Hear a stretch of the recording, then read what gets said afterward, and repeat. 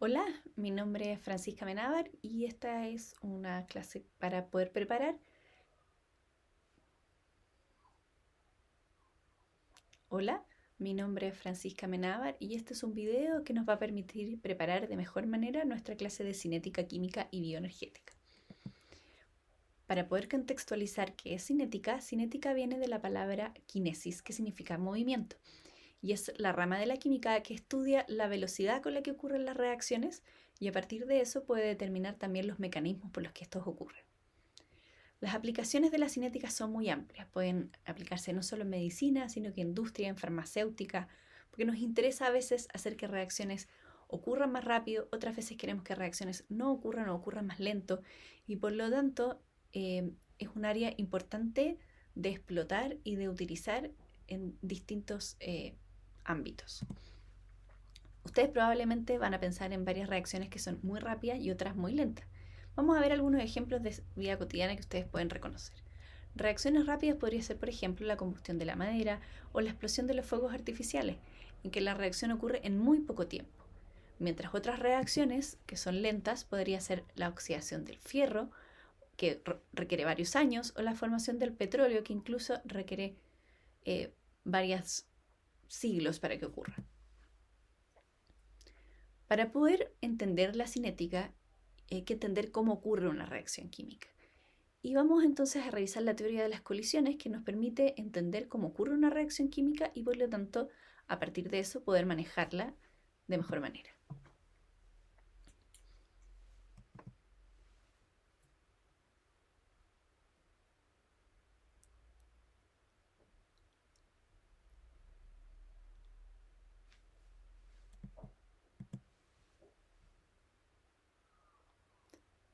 En cinética es importante entender cómo ocurre una reacción química y a partir de la teoría de las colisiones vamos a poder entender cómo esta ocurre y cómo podemos entonces manipular o asegurar que una reacción sea más rápida o más lenta.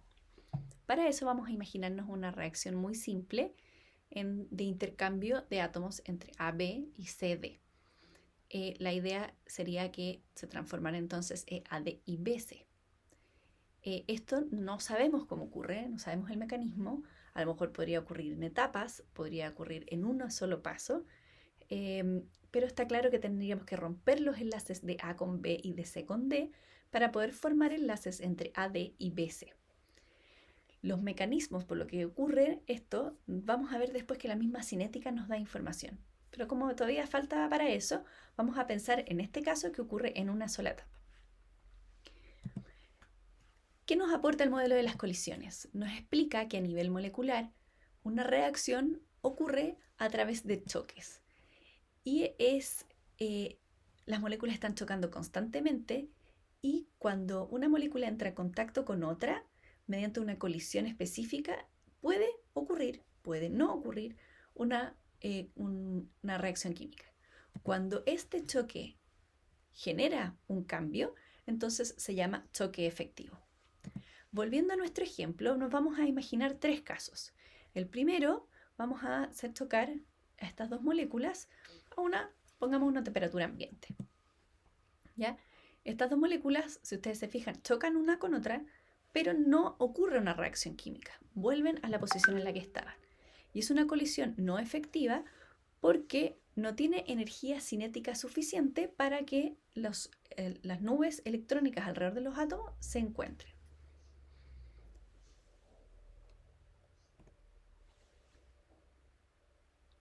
En el segundo caso, vamos a hacer chocar entonces estas dos moléculas con un poco más de energía cinética. Vamos a subir la temperatura. En este caso, si ustedes se fijan, las moléculas chocaron y fueron capaces de romperse enlaces y hacerse enlaces nuevos. Esto entonces es una colisión efectiva, en que hay energía cinética suficiente, pero además vamos a ver que hay una orientación adecuada. Porque en el tercer caso vamos a girar un poco la molécula del lado derecho y van a ver que si no tiene la orientación adecuada, entonces también nos encontramos con una colisión no efectiva, que a lo mejor tiene la suficiente energía cinética, pero si no tiene la forma adecuada en la que choquen las moléculas, esta reacción no va a ocurrir. ¿En qué consiste entonces, para cerrar este modelo de las colisiones? el choque que provoca una reacción puede transformarse en un choque efectivo, pero para eso tiene que cumplir con dos requisitos. Primero, que tenga suficiente energía cinética para superar la repulsión de las nubes electrónicas alrededor de los átomos. Por lo tanto, que choquen y sea con tanta fuerza que las nubes electrónicas puedan acercarse lo suficiente para que ese intercambio ocurra. Pero lo segundo que tiene que ocurrir es que ese choque tenga una orientación adecuada. Por lo tanto, de todas las opciones de choque que pueden ocurrir dentro de un recipiente, solo algunas de ellas van a ser capaces de chocar con la velocidad y con la orientación adecuada. Para eso, los invito a que naveguen en esta simulación que vamos a trabajar en la clase, pero probablemente si ya navegan un poco antes, van a tener más herramientas para entenderlo. Volviendo entonces a nuestro modelo de colisiones, ya cuando estas dos moléculas se acercan y las nubes electrónicas son capaces de acercarse con lo suficiente, porque tienen energía cinética suficiente, ¿qué va a pasar? Vamos a empezar a romper ciertos enlaces y a formar otros. En el ejemplo que está abajo, parecido a la que teníamos antes, pero ahora ya es con cloro y con hidrógeno, entonces si el cloro y el hidrógeno chocan con la orientación adecuada, porque si chocan así no se va a formar, ¿no es cierto? Si chocan con la orientación adecuada y con la fuerza suficiente, o sea, con la velocidad suficiente para que las nubes electrónicas se acerquen unas con otras, se va a formar este compuesto intermedio. Este compuesto intermedio en que no está ni haciendo enlaces ni rompiéndose, sino que están todos como a medias, esto es un estado intermedio de muy alta energía, porque los átomos, acuérdense que hacen enlaces para estabilizarse. Entonces, por lo tanto, romper un enlace es desestabilizar un átomo. Entonces, un estado intermedio de alta energía que eventualmente puede transformarse en producto. Si ustedes se fijan, hay una flecha con doble sentido, por lo tanto, el complejo activado puede volver a ser reactante, pero también puede avanzar y formar producto. Una analogía de esto es como si uno tuviera un cerrito, ¿no es cierto? Entonces, si yo tengo suficiente energía cinética para que la pelotita llegue a la punta del cerro, ¿ya? Puede ser que baje, pero si llega justo a la punta también se puede devolver. Si no tiene energía cinética suficiente, entonces no va a llegar a la punta. Entonces, por lo tanto, necesitamos energía cinética suficiente para llegar a ese estado de complejo activado. Este dibujo no es casualidad porque se acerca mucho a un modelo que tenemos en ciencias de cómo ocurre una reacción. Y esto se llama perfil de reacción. Volviendo a nuestro caso inicial con letras, para hacerlo más general, vamos a pensar entonces, ahora son otras moléculas de la misma letra, A con BC, ¿no es cierto? Van a romperse el enlace entre BC y se va a empezar a formar el enlace de A. Por lo tanto, para poder pasar ese estado de transición necesitamos cierta energía, porque el estado de transición o el complejo activado tiene más energía tanto que los reactantes como los productos. Esa energía que necesita las dos moléculas para chocar con suficiente energía para encontrarse, eso se llama energía de activación. La energía de activación es la energía mínima necesaria para que se produzca una reacción química y es la energía entonces necesaria para que se forme el complejo activado.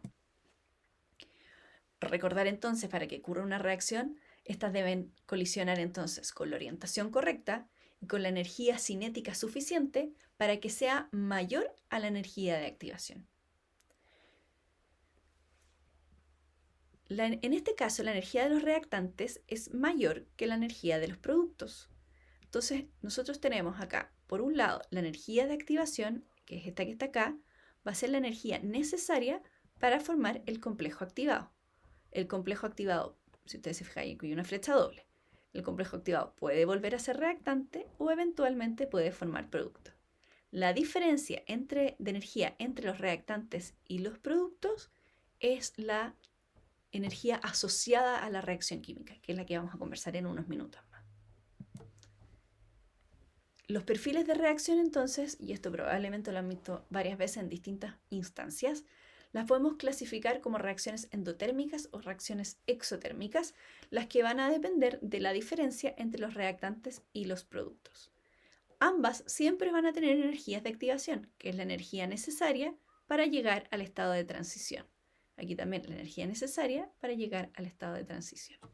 Entonces, las reacciones endotérmicas, la energía de los productos es mayor que la de los reactantes y por lo tanto requiere absorber energía del entorno, y las reacciones exotérmicas, por otro lado, son reacciones en que la entalpía de los productos es menor a la entalpía de los reactantes y se libera energía al entorno.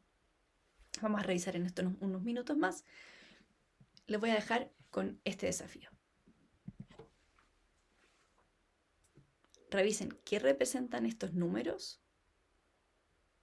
y específicamente nos vamos a centrar en qué es 4 y qué es 5.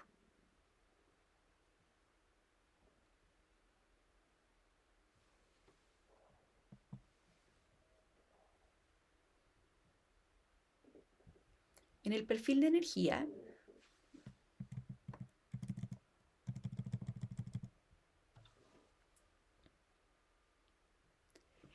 en el perfil de reacción, vieron que hay energía involucrada.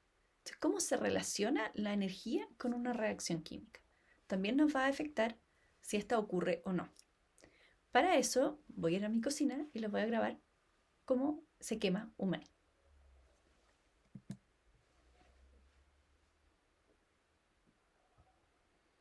Si ustedes se fijaron, la cantidad de energía que libera un maní es bastante, es sorprendente incluso que un maní tan chiquitito tenga tanta energía adentro. Los seres vivos ocupamos entonces la energía de los alimentos para poder crear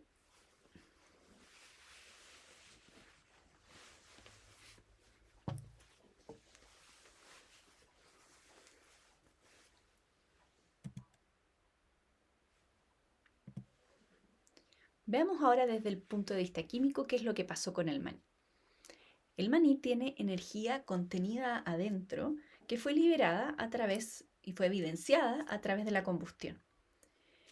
Los seres vivos ocupamos ese tipo de energía que contenían los alimentos para poder hacer nuestros propios procesos. Y en esto se utiliza mucho el concepto de energía libre de Gibbs. La definición de energía libre de Gibbs es la energía que tiene un compuesto que participa en una reacción química y que es capaz de generar trabajo. En nuestro caso, la combustión podríamos eventualmente generar trabajo, pero en este caso, no es que generar trabajo, generó trabajo. Vamos a volver atrás. Ya.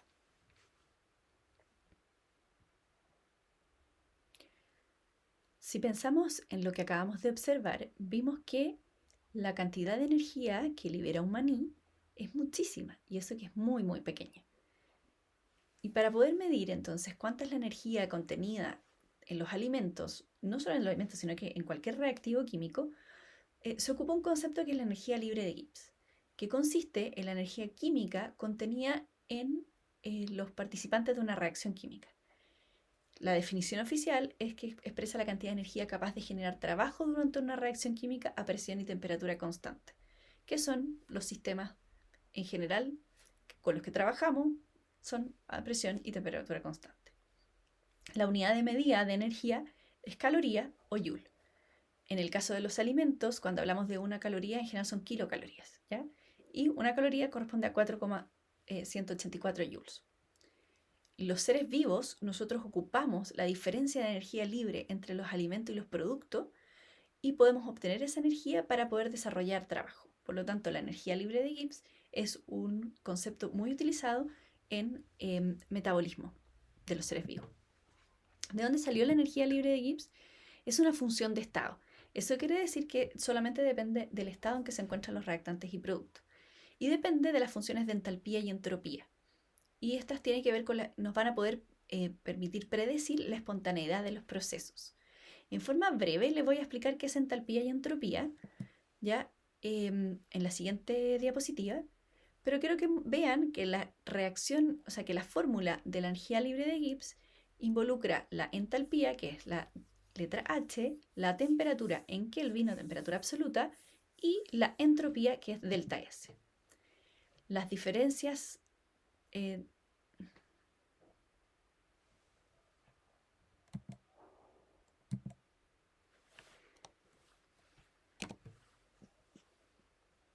voy a dejarlo hasta ahí.